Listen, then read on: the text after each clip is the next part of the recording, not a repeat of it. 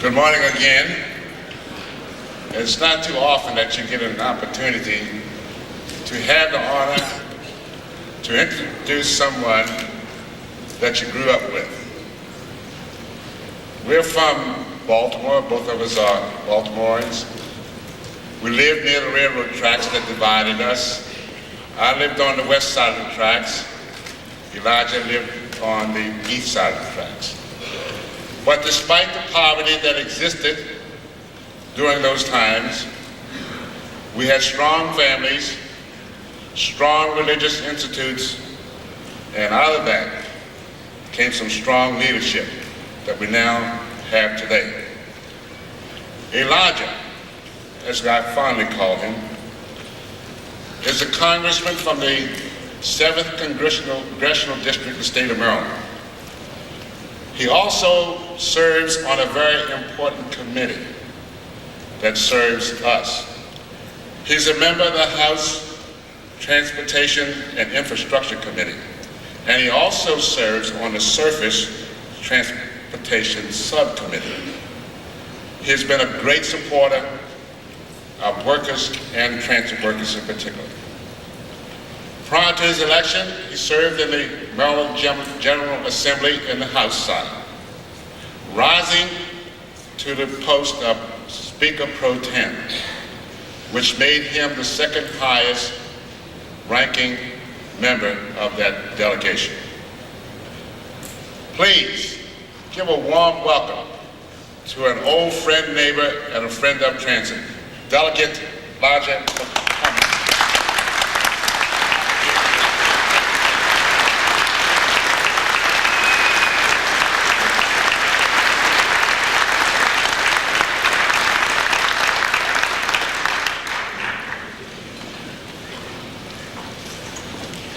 I must tell you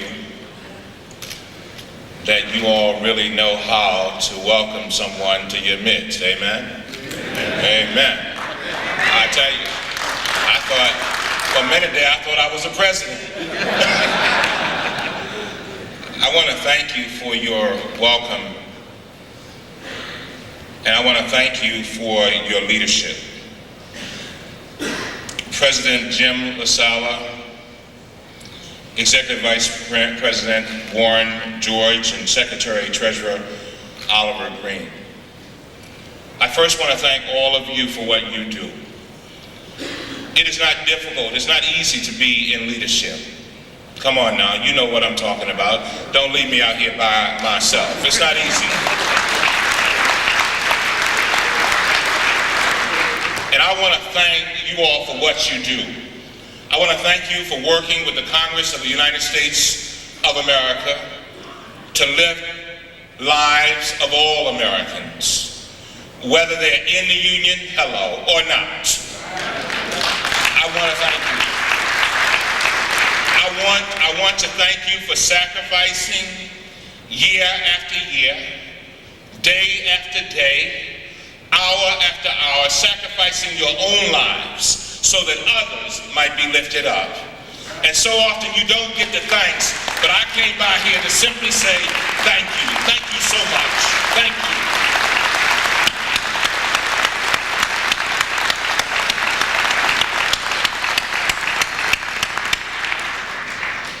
I am not here to talk about Monica Lewinsky.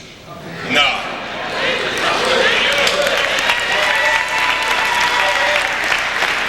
So if you want to hear about that, I will not be upset if you tip out of the room.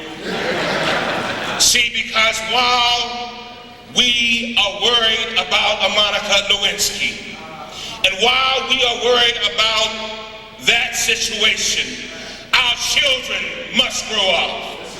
People must have health care. Come on now. People must have health care, and you must retain your jobs. Come on now.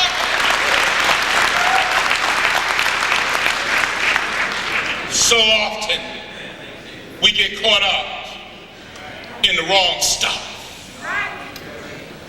And so I've come by here today to also say thank you to each and every one of you. You're some special people. You don't know how special you are. I want to thank you because you have played such a significant role in my life. From a little boy, when my mama used to get up at 6 o'clock in the morning, we didn't have a car, so mama had to get on the bus. All right. She had to get on the bus to ride clear across town so that she could clean floors and wash Venetian blinds.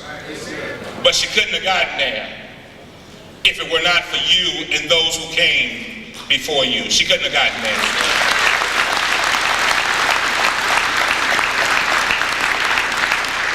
I want to thank you because in order for my family to get to church, as my mother would say, we had to get on the bus.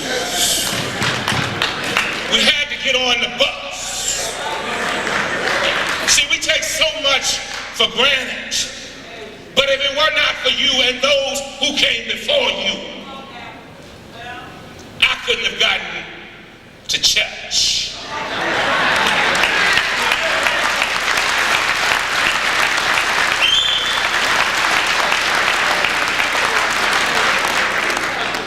To you and to those like you, when I got ready to go to high school, the high schools in the area that I lived were not as nice as the high school about 7 miles away.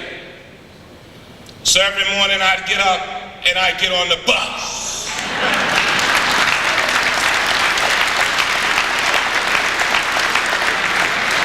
I want to thank you and those like you.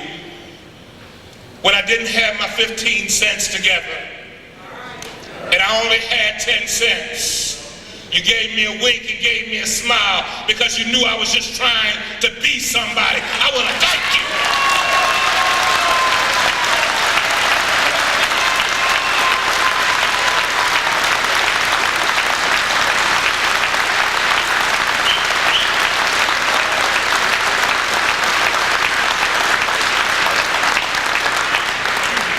Thank you for giving me an encouraging word.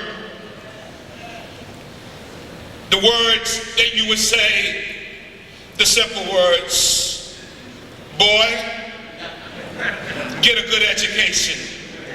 And the smile that you would greet me with every morning when I got on the bus. But I want to thank you for something else. I want to thank you, listen up, for being a father to the children who didn't have a father at home. I want to thank you for being mothers to the young children that got on the bus and didn't have a mother at home. I want to thank you for being there for the woman who didn't have a husband, but when she got on the bus,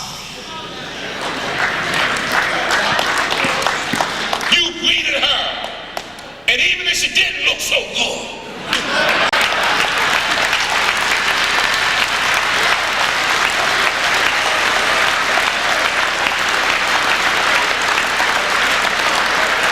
you knew she needed to be cheered up some kind of way, so you went deep.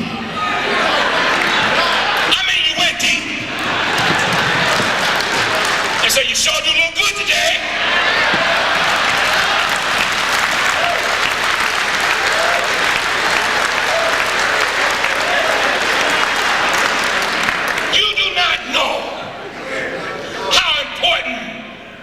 You are. Thank you for being listeners. Thank you for listening to the lady who just found out that her husband has cancer. Thank you for asking about him. Thank you for telling her that you were praying for him. Thank you. Thank you for being there.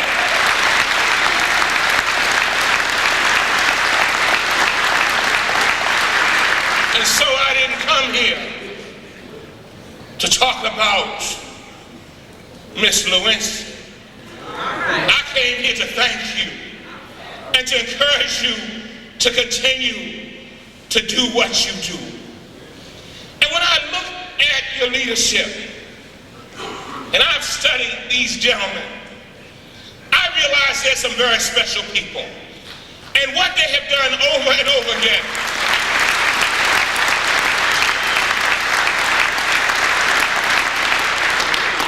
is they've constantly touched other people. Reverend Dr. Samuel Proctor has a book called The Substance of Things Hoped For. And in that book, he talks about how we are all at some point in our lives like the man standing in the middle of a busy intersection, waiting for somebody to lead us across the street because we are blind. And all of us have been there. Every one of us. Too often, what people do is they forget the difficulties that they've been through. They forget the struggles that they've been through. They forget who they are. But I'm so glad that your leadership has never forgotten. See, I've learned something about leadership. Some folk get in leadership and they think they're an extraordinary person, called to an ordinary mission. No, it don't go that way. They are ordinary people called to extraordinary missions. And that's why I love you and I love them. Ordinary called to the extraordinary. I'm fired up.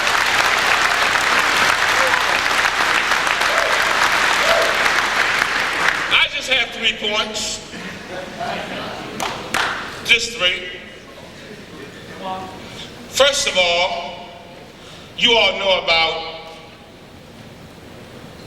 the iced legislation. I think there have been enough people, I looked at the rostrum, enough people have told you about that. I want to talk about something else. I want you to understand, I'm on the Transportation Committee. Number 2, I look out for transit. Number 3, I have a 100% labor voting record. 100%. Hello, 100%.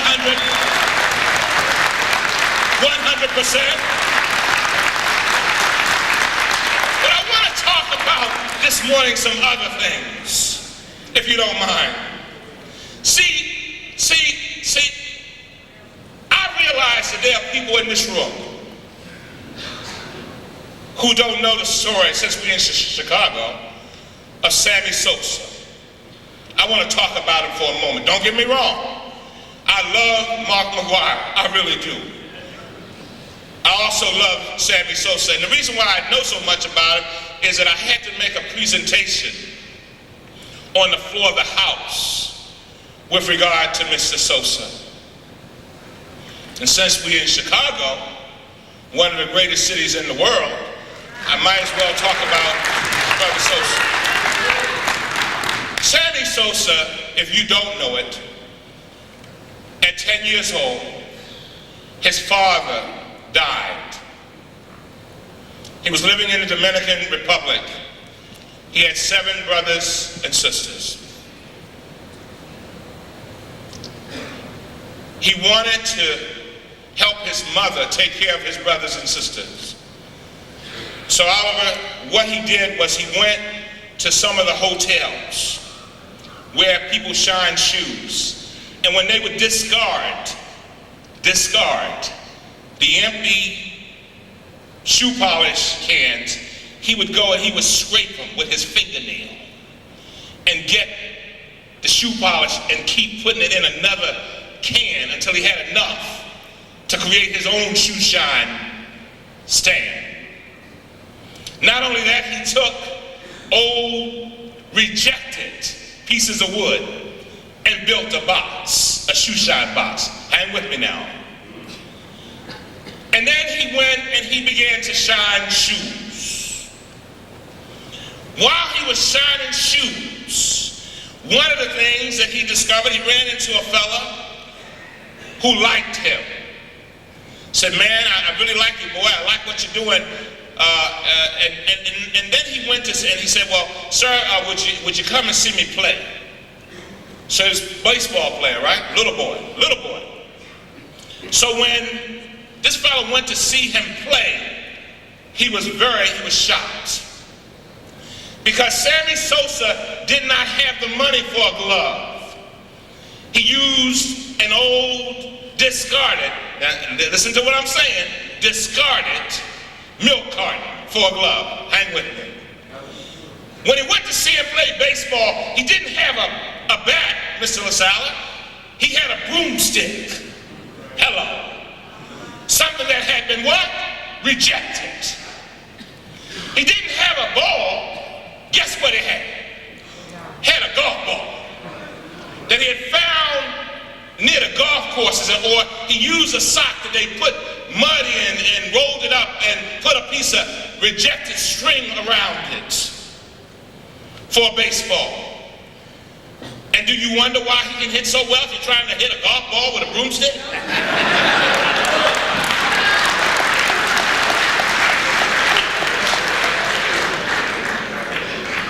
But then something happened.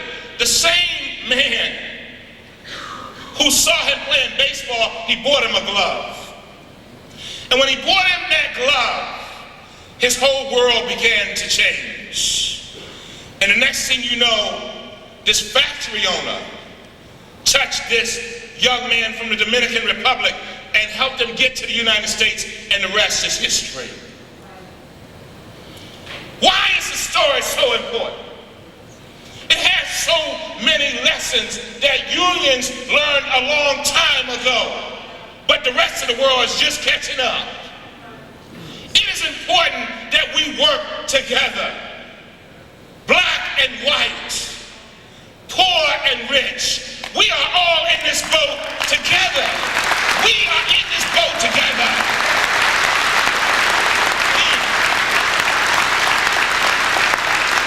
And see, the great thing about it is that he never forgot from whence he came.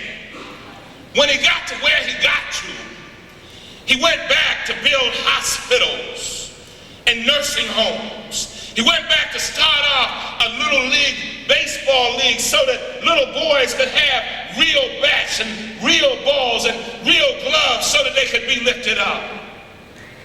The reason why I talk about that is that it goes back to why I was saying thank you to you. All of our experiences, as painful as many of them have been, if we don't forget from whence we came, if we don't forget what we've been through, it makes it easy to help other people in times of difficulty. And you may not realize it, but you have touched so many people. And the reason why I started off by telling you about my life and how bus drive helped me is because I want you to realize that no matter where you are in life, you have been placed there for a purpose. And I understand.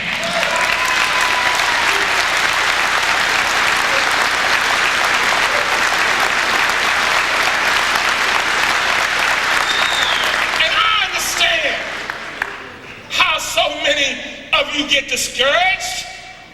I understand it. I understand how there are people in this room right now who are saying, why am I doing this? Or why am I this clerk? Or why am I this baggage handler? Or why am I doing what I do? I'm not like Oliver Green. I'm not up here on the stage. Why am I where I am? Let me tell you.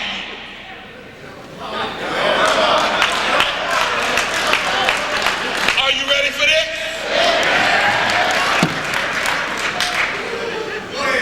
Noted religious scholar Dr. Charles Swindoll says something that is implanted in the DNA of every cell of my brain. He said, men and women of God, servant leaders in the making, are first unknown, unseen, unappreciated, and unapplauded. In the relentless demands of obscurity, character is built. Those who first accept the silence of obscurity are best qualified to handle the applause of popularity. Let me break that down. I want to break that down for you. What he said was that so many times all of us have been in positions where maybe we were just sweeping the floor in a job, and we look up at the clock and we could hardly wait for the clock to strike 4 o'clock when we get off. But if we do that job well, that there is a ladder there, somebody will notice us. Somebody will say, I like that lady, I like that guy, and I want to help him or her. We have to understand that Oliver Green did not start off as Secretary Treasurer. No, he didn't just fly down from heaven and just appear as Secretary Treasurer. No.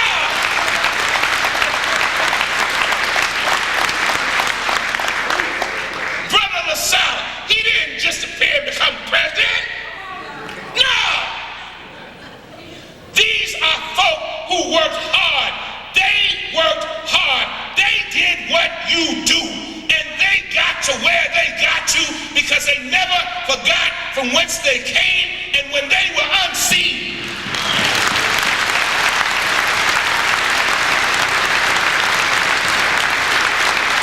When they were unseen, unnoticed, unappreciated, and unapplauded, they still did the best they could. They still stopped to say to somebody, how you doing, man? How your wife doing? I heard she wasn't feeling too well. How's she doing? They still sent somebody a note and said, you did a good job. See, it's those simple things in life that mean something to people. And when you never forget them, and when you act on them, people appreciate it. And that's why you are leaders in your unions, and that's why they are leaders here, because they never, ever forget. Hold up, that's point number 1. Never forget from whence you come. Number 2, always understand that every human being on the face of this earth has value. Can I talk about that for a moment? I'm not going to be long.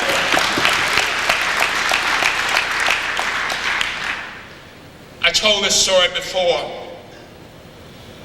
and I love it so much that I'll tell it just one more time. I just love it. My daughter attends an all-girls school, and she's 16, and a year or two ago, we went to a meeting where they had this expert from Harvard, amen, with a lot of D's behind her name, to come and talk to us about success. And I will never forget President LaSala when she got up. She said, I'm here to talk about success. And I would like for some of you to come up. Before I tell you what success is, I want some of you to come up, and I want you to tell me what success would be for your daughter.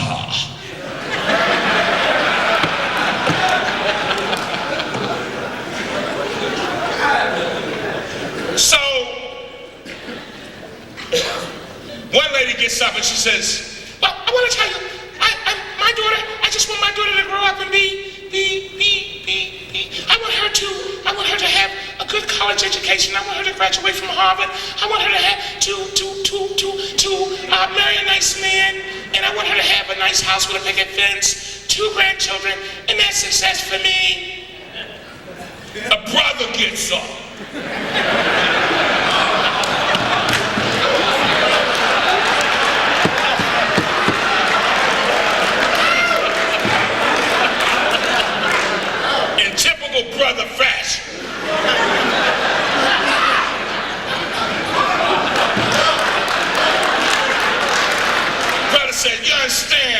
what success is for me, understand, is I got one daughter, she's at Spelman now, you understand, and she's a senior, and I got another daughter, she's a senior here at this school, and what I want success for me is I want to get my other daughter in Spelman, get her graduated, I don't have to pay no more tuition, and that's success for me.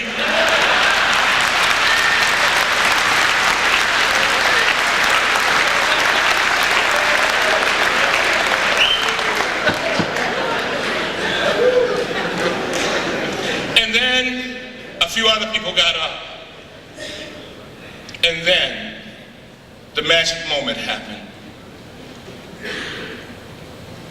The cleaning lady was sweeping. You know, the ones that work at the bus station, the ones that nobody pays any attention to, the one who you think is not listening, but hears everything. The one who has been discarded.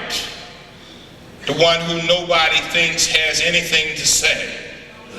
The one who everybody thinks that she just don't have any kind of opinion that will contribute to anything. But yet still she's our grandmother. She's our great grandmother. You know who I'm talking about? Her. Well, she was just sweeping. She was just sweeping, and as she swept, Brother George, she said, "Give me that microphone." She's about 70 years old. Give that microphone. So everybody was upset, except me. I knew that she was going to say something that was profound. I knew it, because I knew that she was someone who had been through the rough roads of life, and she could only come up with some serious wisdom. So she grabbed the microphone. Everybody jumping up, getting all nervous. I just sat on the side of my seat. She said, "Y'all know what no success is. Let me tell you what success is." She said, "First, miss, I got to tell you that you wrong." Talking to the first lady. Success ain't about no storms. I mean, ain't about no house. Don't you understand that a house can be blown away in a second? Didn't you see that? They just had the hurricane down there in Florida. Didn't you see that? Hello. So success ain't about your daughter marrying some husband. Don't you know you can be married today and divorced today? You must be out of your mind. So success ain't even about education. She said, because there are a lot of educated fools all over the place. Some of them in here. That's what she said.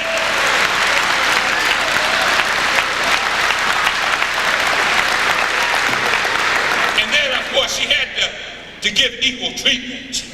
She had to treat Dio with the brother. She said, "And you just as bad." She said, "Here you go. You talking about you worried about you worried about when you finish paying that tuition. You ought to be glad your girls ain't pregnant. You know, they trying to get through school. You ought to be happy. You ought to be happy to pay that tuition." But then she said the profound words that meant so much. What she said, "Let me tell you what success is. And I'm going to tell you just like she said it." She said, success, you understand, success is like a tire. You know, like a tire on a truck. And like when the tire go over a bump in the road, it can be a big bump, go over a bump and keep on rolling. That's what success is. She put the microphone back in the thing, took her broom and kept sweeping. Now, everybody looked at me, because they knew I lived in the inner city. They knew I was an expert in ebonics, and so they looked at me.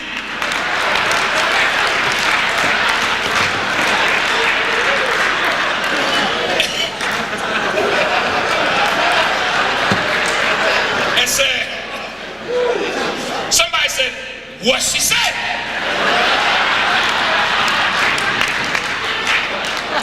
I said, "She said success is to be able to take a licking and keep on ticking." That's what she said.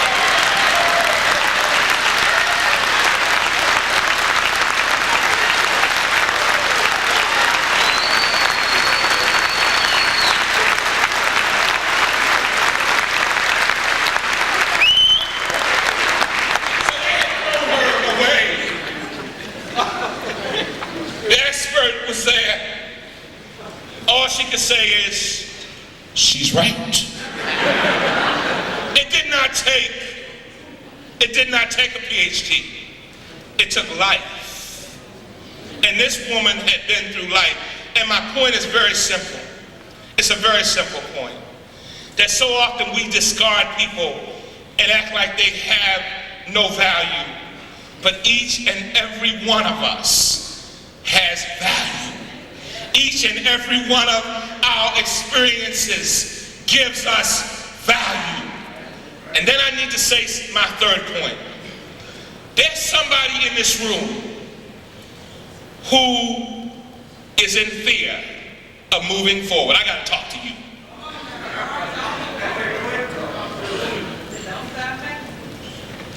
So often, I go to funerals and they got the body laid out all nice. I don't know how they do it in the white community, but in the black community, they have a tendency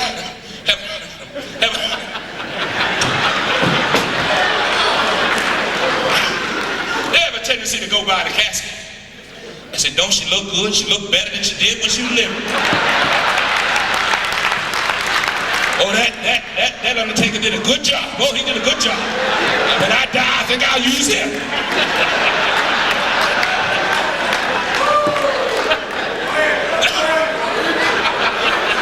But they laid out. Preacher gets up.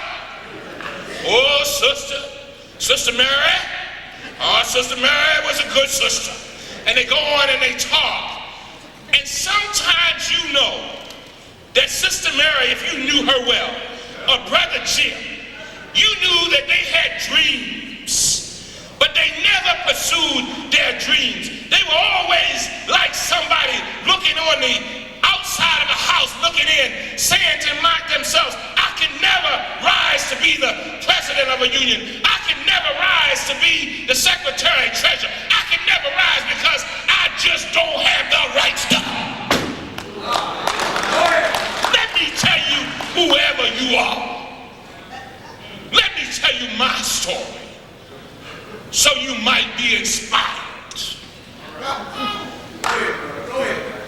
Mother and Daddy were sharecroppers from Manning, South Carolina. Thank you, South Carolina, or one of y'all.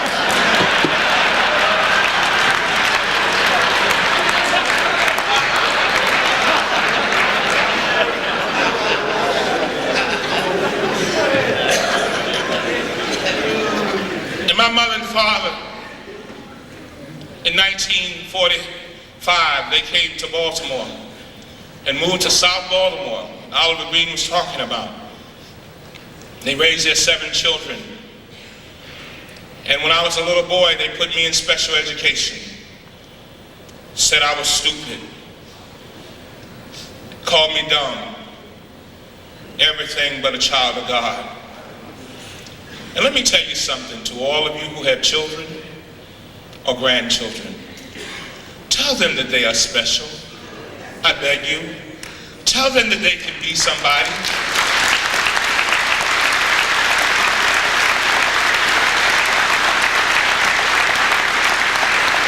See, children don't know how to handle criticism. They don't know. They just got on the earth.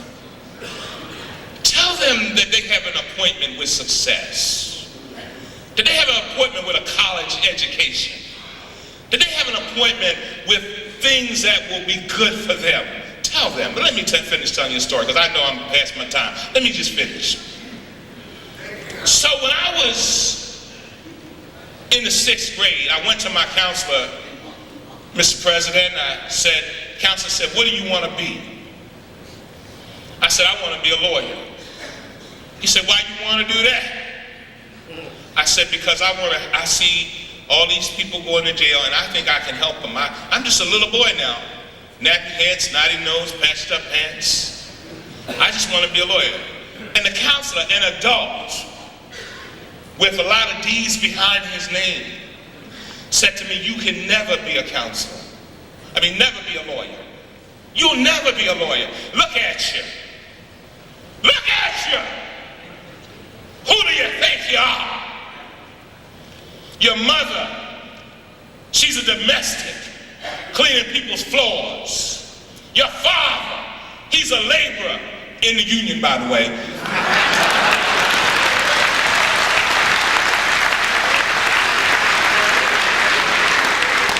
He's a laborer at Davison Chemical. Who do you think you are? Living in a two-room shack with 7 brothers and sisters. Who do you think you are? I would suggest that you lower your aim. And I will never forget going home to my mother with tears on my face. I'm just a child. Said, Mama, the counselor said I can't be no lawyer, Mama. I mean, she said, well, son, you can be anything you want to be. All you have to do is be the best you can be. And believe in this God that sits high and looks low. You can be that. This is a story for all of you who may be in fear. And so my mother prayed for me.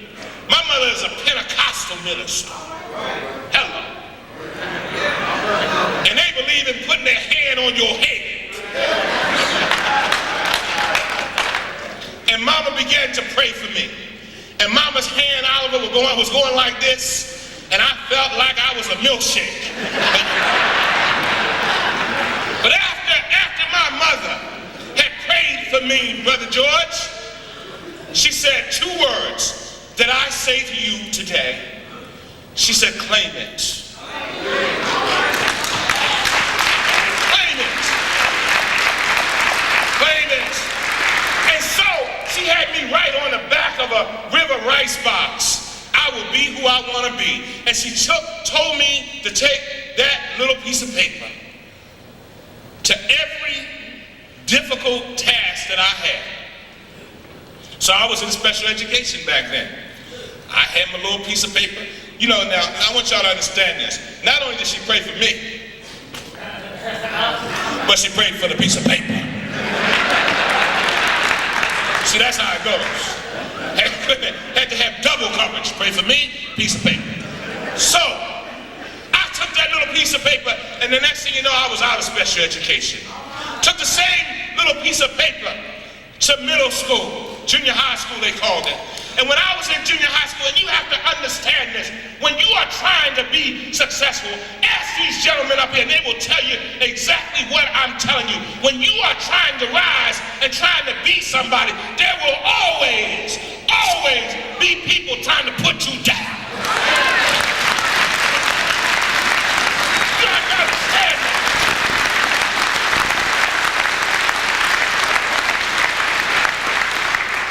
So, when I was in middle school, I was kind of got bright with my little piece of paper. And the other kids would tease me, and they would beat me up. Broke a tooth in my mouth. Beat me up, stomp me. I used to have to find another route to go home because they were envious and jealous and that kind of thing. But some kind of way I knew I had a mission. Went on to high school, graduated number 1 out of 773.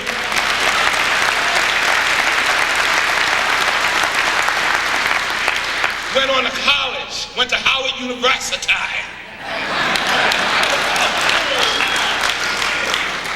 Became president of the student government, graduated Phi Beta Kappa.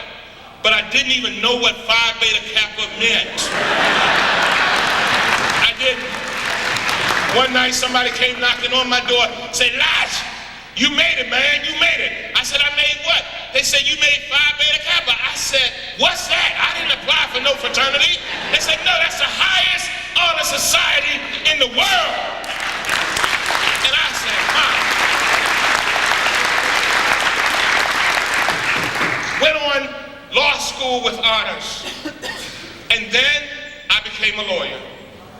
But listen to the rest of my story. And for you who have naysayers in your lives, Some of them may be sitting at the dinner table with you every evening. Don't raise your hand, they may be in the room now. Some of them, and you who are blessed to have supportive families, feel blessed.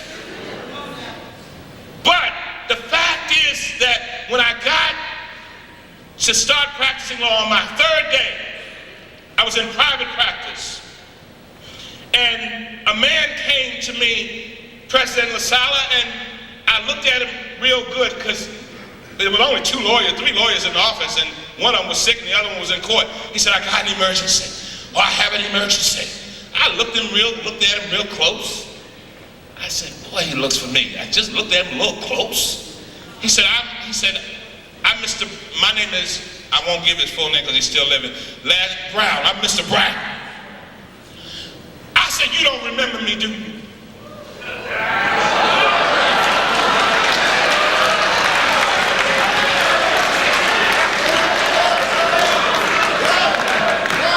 I said, you don't remember me.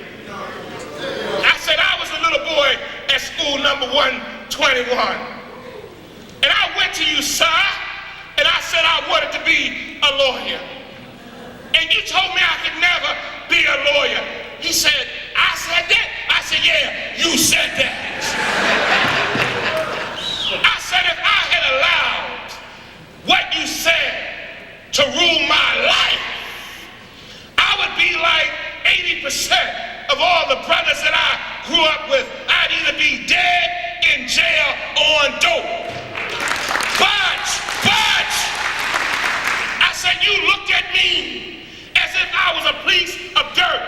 But if you had only dusted me off for a minute, you would have realized that I was a piece of gold.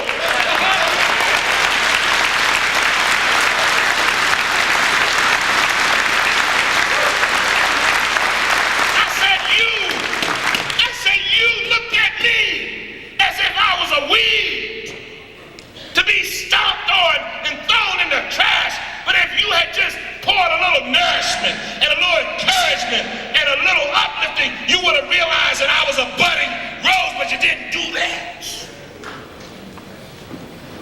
He said, will you forgive me?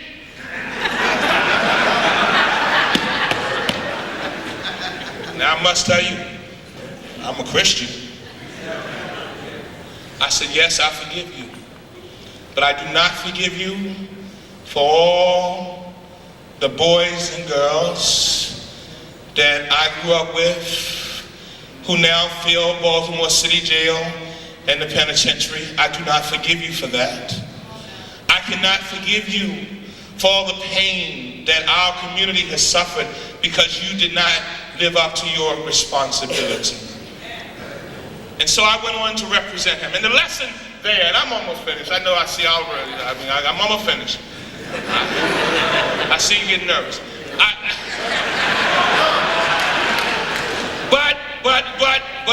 But I said to him, he said, I want you to represent me in my case. And I did, and I won.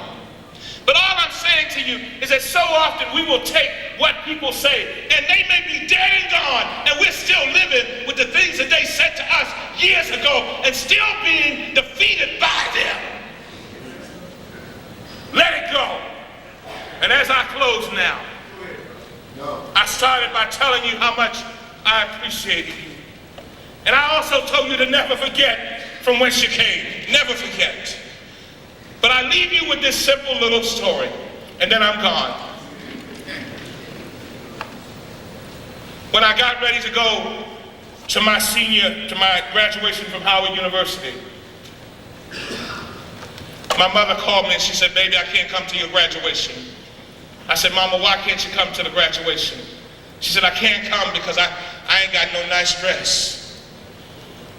And I know you're going to be with all them sophisticated people, and you know them people got all that education, and they don't like the way I talk anyway, and they're going to laugh at you, and I don't want you to be laughed at. You done achieved too much already, and I don't want you to look bad. She said, you know, I'm just going to stay home. And so I said to her, and I leave this with you. I leave this with you. I said, Mother, you're the one. You're the one who loved me before I knew how to love myself. You're the one. You're the one that would get up at 5 o'clock in the morning and prepare breakfast for your children. You're the one. You're the one that would get us out of bed and read the 23rd Psalm and say the Lord's Prayer and sing a hymn. You're the one. You're the one that would put your clothes on and get on the bus and ride to Guilford and Pikesville to lift other people's children up and send them to school and send them off to work. You're the one that would get on the bus and come home and take care of your family. You're the one that would get on the bus and go to church with the 7 other women that would meet every Wednesday night and every Sunday and have church. You're the one that would get on the bus and would then come back home to take care of your family. You're the one that would soak your feet in Epsom salt at night, then get up in the morning and start all over again. You're the one.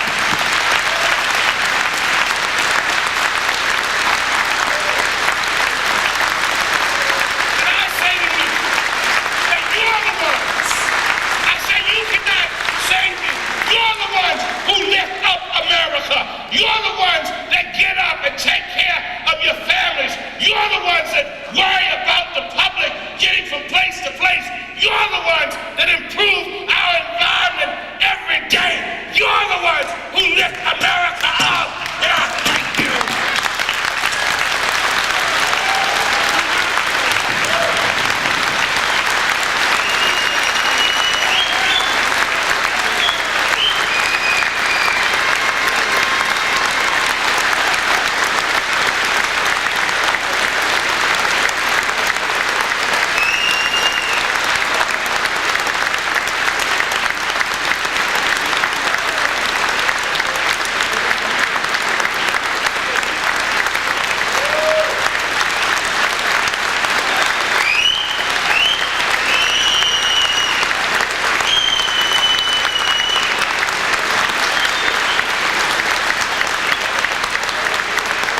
If you ever thought you got a welcome, watch the send-off you get done.